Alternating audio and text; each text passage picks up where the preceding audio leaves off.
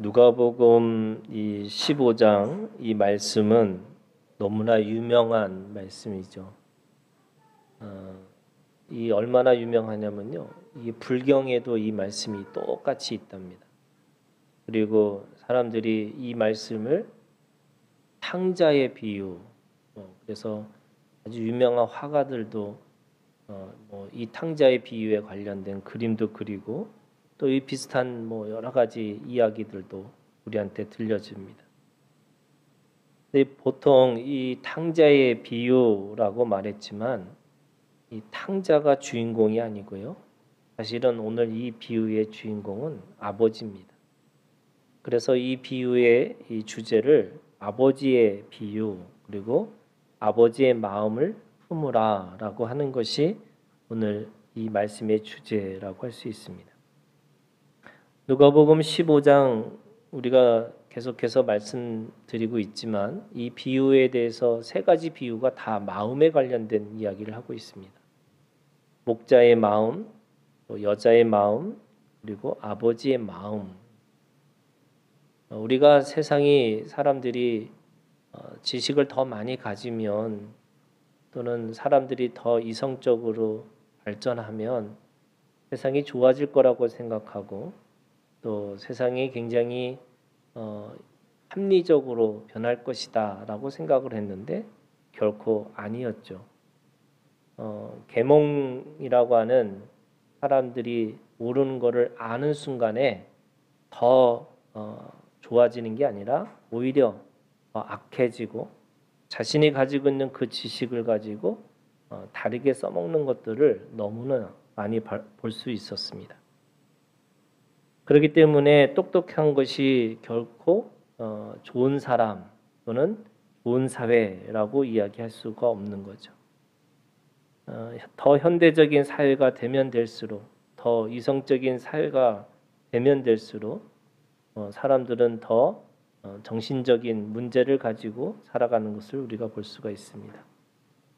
그런 의미에서 누가복음 15장 이 비유들은 마음의 태도가 더 중요하다고 우리에게 말씀하고 있는 겁니다. 사람이 사람다워지는 게 뭘까? 우리가 함께 산다는 게 뭘까라고 한다면 하나님 안에서 서로 사랑하고 존중하고 그리고 신뢰하고 이해하고 살아가는 것인데 그것이 결코 지식의 총량 또는 능력의 결과에 따라서 되어지는 것이 아니고 마음의 태도라는 그런 마음자리를 말하고 있다는 것을 알 수가 있습니다. 우리 마음의 자리, 내가 가지고 있는 이 마음에 무엇을 두고 살아가는가, 그것이 태도라고 할 수 있습니다. 이 세 가지 비유는 모두가 우리에게 마음자리에 그 생명의 안타까움이 있는 건가 라고 하는 것을 묻고 있습니다. 그 마음자리에 사랑을 지키려고 하고 있는 건가 라고 묻습니다. 그렇게 하기 위해 오늘 본문의 말씀은 아버지의 마음을 가지고 있어야 한다는 것을 우리에게 가르치고 있는 겁니다. 그럼 아버지의 마음이 뭘까? 여기에 나오는 아버지는 일반적인 유대교의 아버지 그 이상의 의미를 가지고 있습니다. 무슨 말이냐면 사람들이 아버지 하면은 내 육신의 아버지를 생각하고 그래서 육신의 아버지로부터 받은 오히려 상처를 더 기억하는 경우들이 있다는 거예요. 예수님도 오늘 이 비유를 말씀하시면서 이 비유는요, 그 당시에 유대교 아버지의 모습의 상은 또 아닐 수 있다는 거예요. 그런 의미에서 오늘 이 아버지라고 하는 진정한 아버지성 또는 이 아버지가 가지고 있는 마음이 어떤 마음일까라고 하는 것을 예수님은 이 비유를 통해서 우리에게 말씀하고 있는 겁니다. 이 아버지의 마음의 특징은 세 가지가 있습니다. 첫 번째는요. 오늘 이 비유에 있는 말씀의 아버지는 끊임없이 내어주는 사람이었습니다. 구약 성경에 외경이라고 하는 것이 있습니다. 이 70인역이라고 해서요. 이 그리스의 언어로 구약을 번역한 겁니다. 근데 그 안에는 외경들이 있어요. 그 외경이라는 건 뭐냐면 우리 지금 66권 이외에 다른 성경들이 있었다는 거예요. 뭐 예를 들면 카톨릭에서는 아직도 이 외경을 성경의 권위는 아니지만 성경을 이해할 수 있는 그런 말씀으로 지금도 읽고 있습니다. 근데 오늘 이 말씀은 이 집회서 33장 20절, 그러니까 집회서라고 하는 외경이 있는데 거기에 그런 말씀이 있어요. 이게 참 재미있는 표현입니다.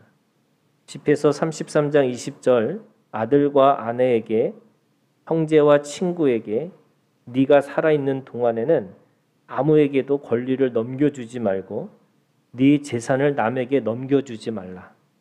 그렇게 하면 후회하면서 그것들을 간청하게 되리라. 뭐 이렇게 돼 있습니다. 무슨 말이에요?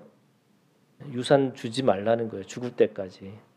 미리 줘서 나중에 그게 후회가 되고 오히려 돈 없다고 간청할 수 있는 관계가 되기 때문에 하지 마라. 뭐 이런 겁니다. 그러니까 뭐냐면 이것은 유대교의 관점, 유대인들의 관점에서 보면 지금 이 아들이 나에게 분깃을 주세요라고 하는 말은 있을 수 없는 일이라는 거예요. 있다 할지라도 이 아버지가 정상적인 유대인이라면 반드시 그 아들에게 징계를 내리는 거죠. 그러니까 뭐 순순히 그 재산을 이렇게 넘겨주고 이런 게 아닙니다. 그런 의미에서 이 둘째 아들은 아버지가 버젓이 살아있는데 자신에게 돌아올 분깃을 요구하고 있는 거예요. 이 집회서라고 하는 이 외경의 말씀에 의하면 절대로 주지 말아야 되는데 이 아버지는 아무 조건도 없이 아들들에게 자신의 분깃을 나눠줍니다. 이것도 우리가 알아야 되는 것은 지금 이 비유 안에서 작은 아들이 요구를 했는데 아버지는 각각 그 분깃을 나눠줍니다. 그러니까 작은 아들에게만 주는 게 아니고요. 큰 아들에게도 똑같이 각각 나눠줍니다. 유대교의 전통의 이야기에 의하면 아버지가 살아있을 때 분깃은요.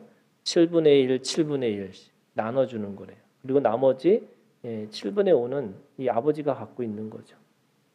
그리고 나가서 나중에 죽었을 때 이 분깃을 장자에게는 2배를 주는 거고. 그렇게 유대교의 법칙이 됩니다.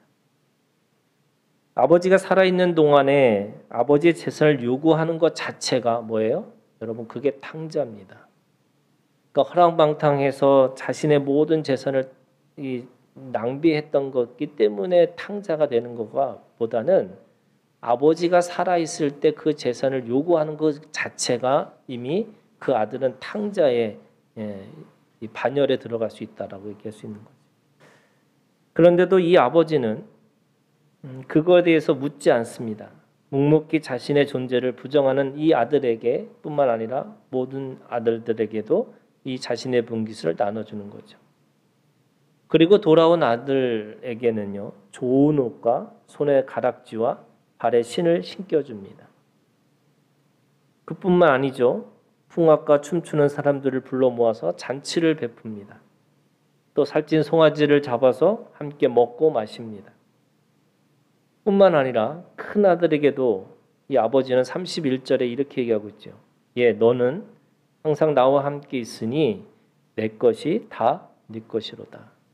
네가 받은 분깃만 있는 것이 아니고 원래 내 거가 다 네 거야 라고 이야기하고 있습니다.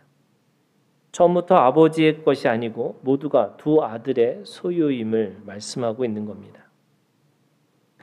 두 번째는요. 이 아버지는 스스로 돌아오기를 기다리는 사람이었습니다. 여러분 이 둘째 아들이 가지고 있는 생각이 뭐냐면 아버지 집에는 품꾼이 많이 있다라고 얘기합니다. 그렇기 때문에 아버지는 아버지를 부정하고 아버지의 사람들이 싫어서 먼 나라로 떠난 아들이었지만 그를 분명히 붙잡을 수도 있었고요. 또 망했다는 소식을 들었다면 그를 데리고 올 수도 있었습니다. 그런데 이 아버지는 그렇게 하지 않았죠. 왜냐하면 그렇게 데리고 온들 그런 아들은 다시 나갈 것이 뻔했기 때문에 그렇습니다. 그래서 아버지의 최고의 미덕이 뭐냐? 기다리는 거죠. 어떻게 기다려요? 스스로 돌아올 때까지 기다리는 겁니다. 그 기다림의 모습이 20절의 말씀입니다. 아직도 거리가 먼데 아버지가 그를 보고 측은히 여겨 달려가 목을 안고 입을 맞추니 이 아버지는 마을 어귀에서 기다리고 있습니다. 아들이 돌아오기를 학수고대하면서 마을 입구에서부터 기다리고 있는 겁니다. 그런데 둘째 아들만 기다리는 것이 아니죠. 오늘 본문의 말씀에 보면 가장 아버지를 이해하지 못했던 사람은 정작 집을 나간 둘째 아들이 아니라 집에 있는 큰아들이었습니다. 왜냐하면 작은 아들의 허물은 아주 분명하게 보이지만 큰아들의 그 허물은 그렇게 딱히 보이지 않았어요. 왜냐하면 큰아들은 아버지의 뜻을 따라서 명을 한 번도 어기지 않았다라고 얘기했죠. 그래서 뜻을 따라서 열심히 일하고 있었기 때문에 그렇습니다. 한 번도 자신을 위해 잔치를 베풀거나 또 놀아본 적도 없습니다. 그저 아버지 집에서 아버지의 일을 충실하게 하고 있었어요. 왜냐하면 아버지는 일을 하는 것을 좋아할 것이다 라고 생각하고 스스로 그렇게 결정하고 아버지의 마음이 무엇이 중요한지를 모르고 그냥 그렇게 일을 하고 있는 아들입니다. 근데 아버지는 처음부터 그런 아들임을 알고 있지만 그걸 굳이 가르치려고 하지 않는 겁니다. 그것에 대해서 설명하지 않습니다. 그런 아들을 있는 그대로 지켜보고 있을 뿐입니다. 큰 아들의 분노를 알지만 동생의 생명을 기억하고 아버지의 기쁜 마음을 이해해달라고 요청할 뿐입니다. 그러면서 내어주고 기다리는 마음은 굉장히 수동적인 거잖아요. 이 아버지는 그래서 저는 그런 거예요. 이 사람이 이게 어떤 의미에서 자라난다, 성장했다는 말은 자기 인생에 대해서 굉장히 수동적인 의미가 된다고 생각이 들어요. 내가 20대 때는 무엇을 할 것인가라고 하는 하는 것에 대해서 초점이 맞춰 있다면 이제는 그 인생의 속에서 그 인생의 속도와 그 인생이 가지고 있는 문제 속에서 어떻게 그 속에서 잘 내가 적응하고 살 것인가 이런 것이 저는 아버지의 마음, 그래서 기다리고 내어주는 그런 마음이 아닌가라는 생각이 돼요. 근데 오늘 이 비유에서 아버지가 할 수 있는 최고의 능동적인 행동은 뭐냐? 그것이 환대였습니다. 생명은 끊임없이 내어주고 기다려야죠. 이 생명이 생명다워지려면 그 생명이 저하는 이 안전하게 거할 수 있는 공간, 또 그 안전하다고 생각하는 시간, 그것이 필요한 건데 그 시간을 주는 것이 환대입니다. 여러분, 이 환대는 아버지가 베푼 이 환대는 묻지마 잔치였어요. 조건 없는 기쁨입니다. 돌아온 것이 살아난 것이라고, 살아났기 때문에 생명을 얻은 것이라고 그렇게 말씀하고 있습니다. 둘째 아들은 사람이 겪을 수 있는 최악의 상황까지 간 인물이죠. 여러분, 둘째 아들의 삶이라는 게 욕망의 쾌락에서 시작해서 비참한 인생의 끝을 보여주고 있습니다. 이 돼지라는 건 유대교에서 가장 어떻게 보면은 혐오의 동물이고 혐오의 음식이죠. 돼지고기 먹지 말라 이거잖아요. 그러니까 돼지를 친다라는 말은 가장 인생의 그 유대인들의 관점에서 보면 가장 더럽고 추한 인생의 삶의 상징을 이야기하고 있습니다.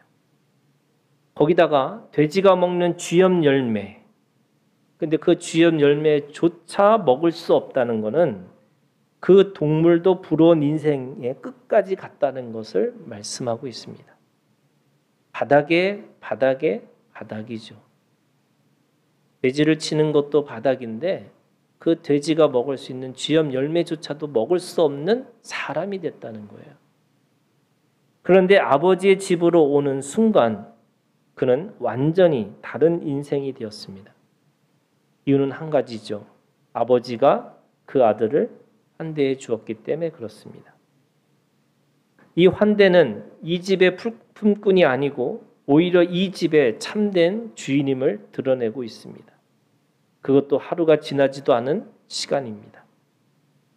왜냐하면 큰아들이 일하고 오는 순간에, 무슨 말이냐면 하루도 지나지 않는 시간 속에서 그 아버지는 그렇게 환대해 주고 있습니다.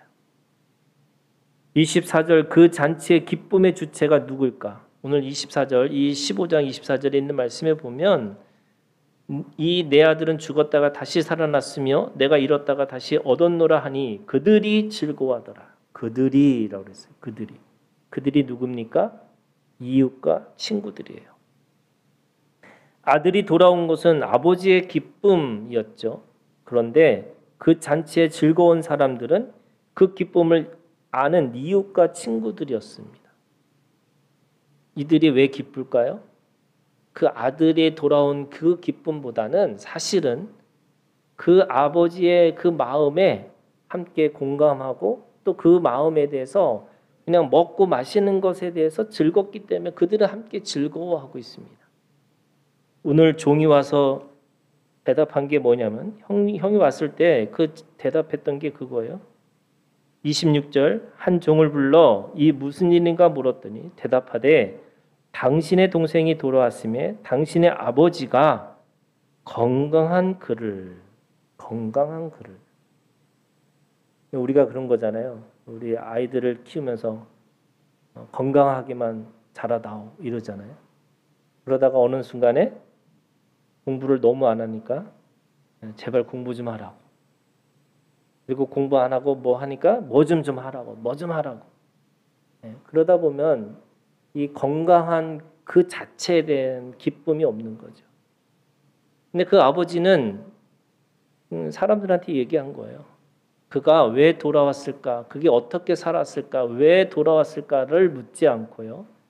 그냥 건강한 모습으로 온 것에 대해서 그가 어떤 옷을 입었는지 어떤 행세를 하고 있는지가 중요하지 않고 그냥 건강한 몸으로 돌아온 것에 대해서 기뻐하고 있습니다. 여러분, 환대는 숨을 쉬게 하고 쉼의 시간을 허락해 주는 거예요. 그래서 구약에서 구원이라는 게 뭐냐? 사람이 숨을 쉬게 한다는 거예요. 우리가 너무너무 힘든 시간과 힘든 일들 속에서 자신이 가지고 있는 그것 때문에 우리가 지치고 힘들고 그러다 보면은 이게 어떤 것이 중요한 건지 내가 무엇을 하고 살아야 되는지를 잊어버리고 잃어버릴 수 있는 거죠. 그래서 우리가 누군가에게 그렇게 그런 시간, 그런 공간을 마련해 주는 게 환대하는 거죠. 그러면 어떤 일들이 일어날까요? 여러분, 아버지의 아들이 참된 아들이 됩니다. 그 아들이 되는 것은 곧 생명으로 다른 사람에게 기쁨이 됩니다. 이것이 오늘 우리에게 주는 지혜입니다. 처음부터 아들이었죠. 그런데 아버지를 모르는 아들이었습니다. 작은 아들이든 큰 아들이든 아버지를 모르는 아들들이었습니다. 그런데 이 잔치로 모두가 알게 됐죠. 작은 아들이 아들이 되었고 큰 아들도 자신의 위치가 어떤 것인지를 분명하게 알게 되었습니다. 작은 아들은 아버지의 사랑이 무엇인지를 몸으로 알게 됐고요. 큰 아들은 아버지의 사랑의 책임이 어떤 것인지를 몸으로 알게 되었습니다. 생명 안에서 사랑과 책임이 무엇인지를 몸으로 가르치시고 있는 것이 아버지입니다. 근데 여러분, 여기에도 또 다른 지혜가 숨겨져 있습니다. 아버지가 되라는 말씀이지만 아버지가 되는 과정이 필요하다는 거예요. 내어지고 기다려주고 환대해주는 그 모든 것은 여러분 자연스럽게 되지 않았다는 거예요.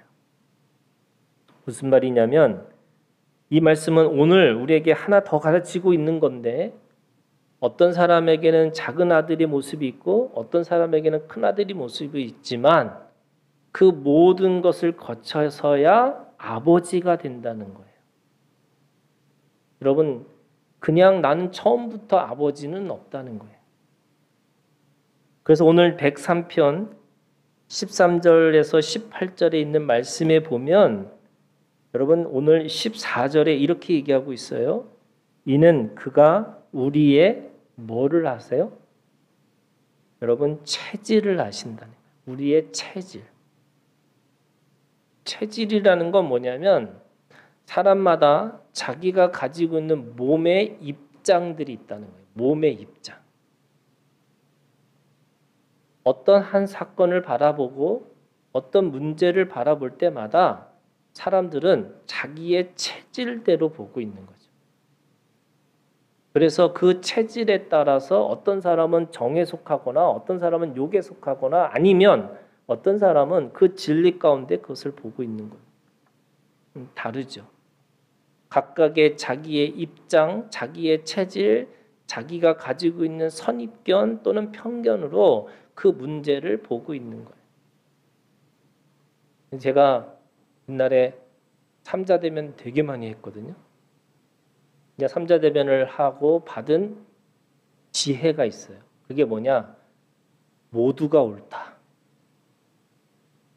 저는 분명히 여기서 이 말과 여기서 이 말이 분명히 부딪히니까 둘 다 부르면 반드시 하나가 시시비비가 반드시 밝혀질 거라고 생각을 했는데 이 사람 얘기 들어보니까 그 말이 맞네요.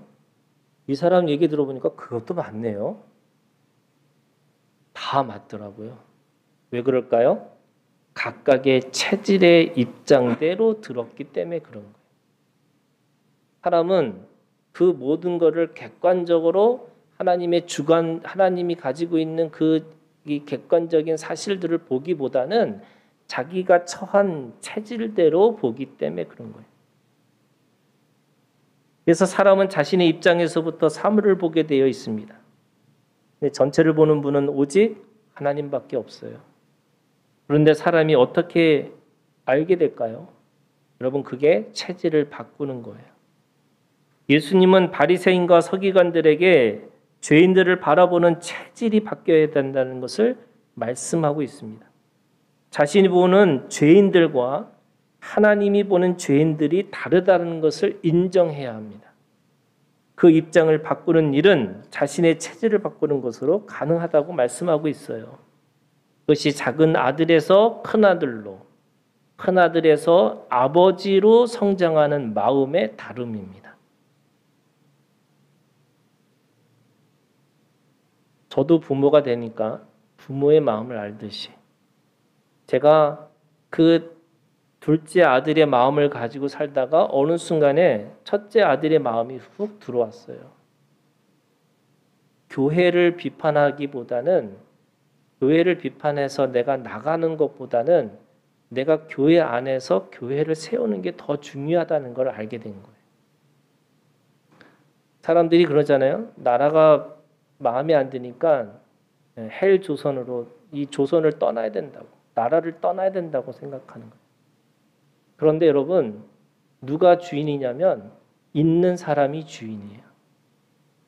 그래서 그 있는 것을 어떻게 바꿀 것인가.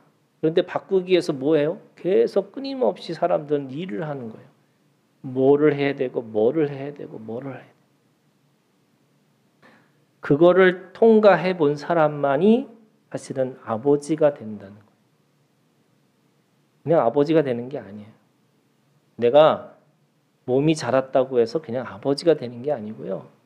그 작은 아들에서 큰 아들들로 큰 아들에서 자라나야지 아버지가 된다는 거예요. 여러분 작은 아들의 체질이 있어요. 시편 103편 114절의 말씀이에요. 그 체질이 뭐냐?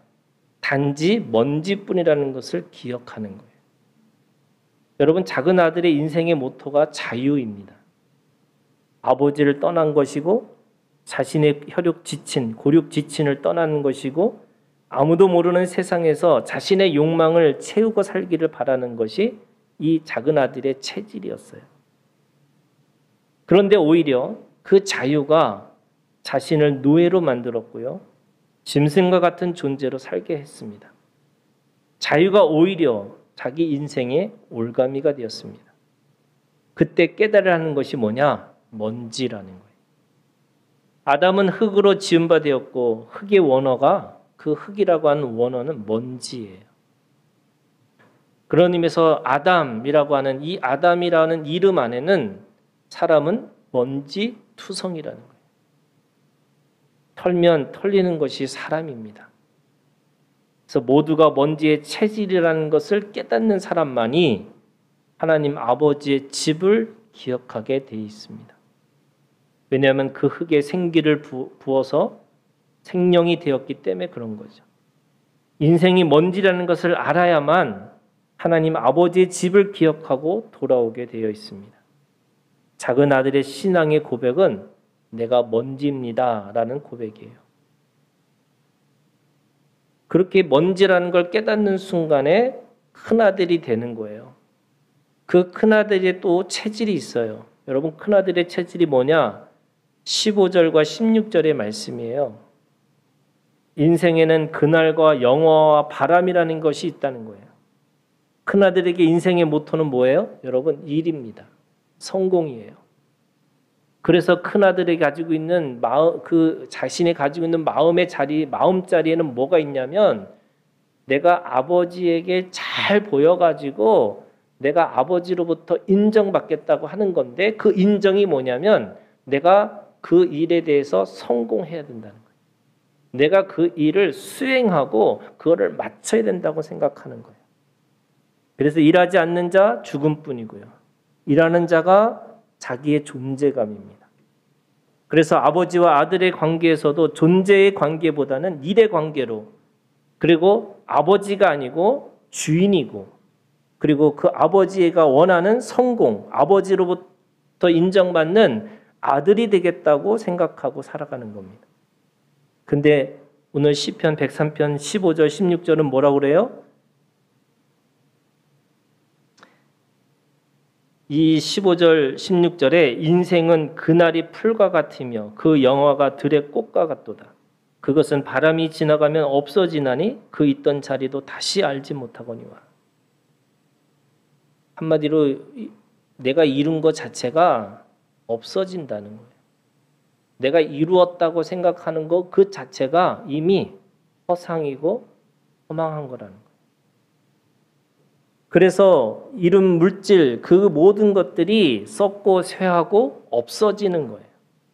인생은 바람과 같다는 것을 알아야 되는 거죠. 지나가면 없어집니다. 그 있던 자리도 다시 알지 못한다는 거예요. 그게 큰아들의 체질이에요. 그 체질을 아는 사람만이 뭘 하게 돼 있어요? 영원한 것을 기억하는 거예요. 그래서 작은 아들이 가지고 있는 고백이 뭐냐면 내가 먼지구나라는 것을 깨닫는 거라면 이 큰아들이 가지고 있는 그 신앙의 고백은 뭐냐면 헛되고 헛된 거구나. 그래서 영원한 것을 추구하게 되고 영원한 것을 기억할 수밖에 없구나. 여러분, 그 아들이 그걸 이뤘다고 해서 그 아버지가 기뻐할까요? 그 기쁨은 잠시겠죠. 그런데 그 아버지가 정말 좋아하는 게 뭘까? 그 아버지의 뜻과 소원과 목적이 뭘까? 여러분, 그건 아버지를 아는 거예요. 아버지의 마음을 아는 거예요. 그를 향한 그 아버지의 사랑을, 그 아버지의 있는 그 마음자리에 무엇이 있는지를 보고 있어야 되는 건데 그저 그는 이루었다라고 생각하는 것에 집착하는 거죠. 그래서 영원한 것을 기억하고 썩지 않은 것, 쇠하지 않는 것, 없어지지 않는 게 도대체 뭘까? 그것을 추구하고 그것을 바라고 그것을 견뎌내는 거죠. 그것이 뭐예요? 여러분, 하나님 아버지의 사랑이죠. 시편 103편 13절입니다. 아버지가 자식을 긍휼히 여긴 것 같이 여호와께서는 자기를 경외하는 자를 긍휼히 여기시나니. 17절이에요. 여호와의 인자하심은 자기를 경외하는 자에게 영원부터 영원까지 이르며 그의 의는 자손의 자손에게 이르리니. 여러분, 긍휼이 사랑이에요. 사랑은 모든 것을 참으며 모든 것을 믿으며 모든 것을 바라며 모든 것을 견뎌냅니다. 인자하심이 환대예요. 있는 그대로를 봐주고 있는 그대로를 인정하는 마음이에요. 그게 호의라고 하는 선심입니다. 사람들이 그래요. 자기를 있는 그대로 봐주는 것에 대해서는 되게 좋아해요. 근데 여러분, 똑같아요. 저한테도 똑같이 있는 그대로를 봐주셔야 돼요. 그런데 사람들은 자기는 자기 있는 그대로를 봐달라고 그렇게 하면서 자꾸 저한테 뭐 하냐면 바꾸라고 그래요. 이렇게 바꾸, 이렇게 좀 바꾸. 오죽하면은 목사님, 우리 교회가 좀 더 커지면 이렇게 하시지 않을 거죠? 이렇게 얘기를 해요. 내가 잘하고 있는 것 같은데. 뭘 또 잘해야 되지? 뭐 이런 거잖아요. 그러면 무슨 말이냐면 저한테 대해서 저를 자꾸 바꾸려고 하는 거예요. 이렇게 해야 된다고, 저렇게 해야 된다고. 호의라는 이 말에, 호의라는 게요. 여러분, 이 환대라는 마음 속에, 이 환대라는 행동 속에 뭐가 있냐면 호의라는 선심이 있다는 거예요. 선심. 선심이 뭐예요? 여러분, 그 선하게 베푸는 마음인데 저는 그 선심을 이렇게 얘기하고 싶어요. 마음을 먼저 주는 거예요. 마음을 먼저 주는 것으로부터 우리가 시작하는 거지. 그 마음을 너 나한테 잘하면 내가 마음을 줄게. 네가 어떤 행동을 하면 내가 그 마음을 줄게. 이거 해요. 그래서 계속해서 행동을 요구합니다. 큰아들이든 작은아들이든 그 아버지가 그 마음을 먼저 주지 않았으면요. 누구도 지금 얘기하면 호적에 파는 아들이래요. 나가서 허랑방탕하게 살았어? 팡팡팡. 징역 몇 년. 뭐 이렇게 하는 거잖아요. 큰아들 그렇게 막 했는데 일만 하다가 결국 아버지를 모르고 아버지에 대해서 분노하고 있는 그 아들 팡팡팡. 내가 심판할 수 있는 거죠. 행동 이전의 마음 이전의 영이에요. 그래서 서로의 마음이 통하기 위해 우리는 서로를 향해 인자함이 넘쳐야 되는 거예요. 여러분, 서로를 향해서 인자함과 너그러움이 있으셔야 돼요. 어디 한번 걸려봐. 이 감시자의 마음으로 감시자의 눈으로 보기 시작하면요. 여러분 다 걸려요. 누구도 걸려요. 왜요? 먼지투성이라니까요. 여러분 다 먼지투성 가운데 사는 사람들이에요. 그런 의미에서 여러분 아버지의 체질로 바뀌셔야 돼요. 여러분 아버지의 체질로 바뀌는 이 과정에 있기를 주님의 이름으로 축원합니다. 작은 아들과 큰 아들의 경험이 아버지의 마음을 알게 되는 거예요. 이것이 오늘 아버지의 비유의 지혜입니다. 바리새인들과 서기관들에게 세리와 죄인들을 바라볼 때마다 먼저 뭘 주라는 거예요? 마음 주라는 거예요. 그들의 행동이 문제 있어요. 여러분 문제 없다는 게 아니에요. 마음을 줬다고 해서 문제가 없는 게 갑자기 있어지고 또 있는 게 없어지고 이런 게 아니에요. 그런데 그들이 숨을 쉬게 하고 그들이 함께 하기 위해서 먼저 마음을, 호의를, 환대를 베풀어 주라는 거예요. 모든 사람들은 여러분 자녀들이라고 하는 모든 사람의 부모가 있는 자녀들이죠. 하지만 우리가 자녀로만 머무를 수 없습니다. 자라나서 부모가 되어야 되는 거죠. 그 부모의 마음만이 생명의 지혜를 알고 그 생명으로 사람답게 인격적인 관계 안에서 신뢰하고 존중하고 사랑하고 이해하면서 살아갈 수 있습니다. 여러분 서로의 눈에서 우리가 서로를 바라볼 때마다 여러분 아들의 눈을 여러분 벗어나셔야 돼요.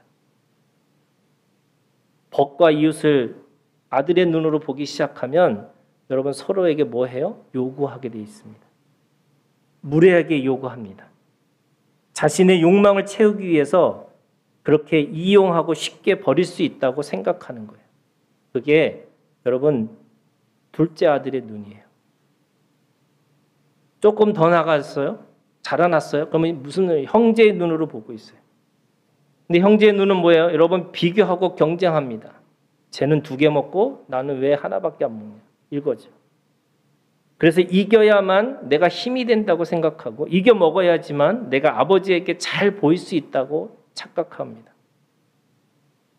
여러분 이제 그 모든 것이 자라나서 우리의 마음자리에 여러분 아버지의 마음이 있기를 아버지의 마음이 머물러 있기를 주님의 이름으로 축원합니다.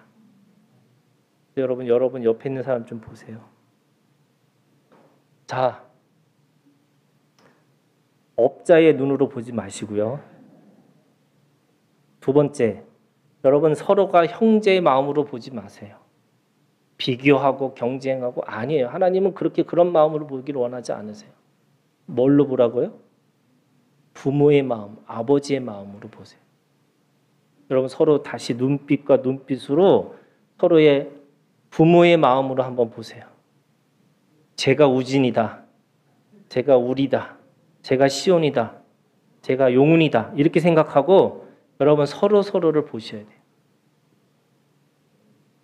그래야지만 여러분 우리 안에서 서로 숨을 쉬고 서로 안식하면서 서로 살 수 있어요.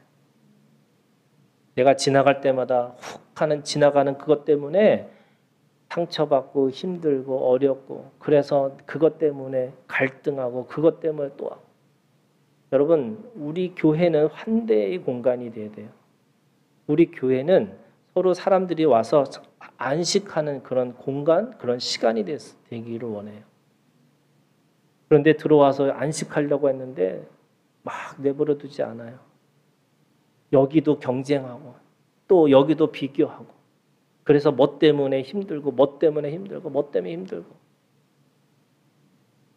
여러분 아버지의 눈으로 서로 보시고 그래서 아버지의 체질이 돼서 서로에게 마음을 먼저 주는 그런 기적이 우리 가운데 일어나기를 주님의 이름으로 축원합니다. 내어주고 기다리고 환대합니다.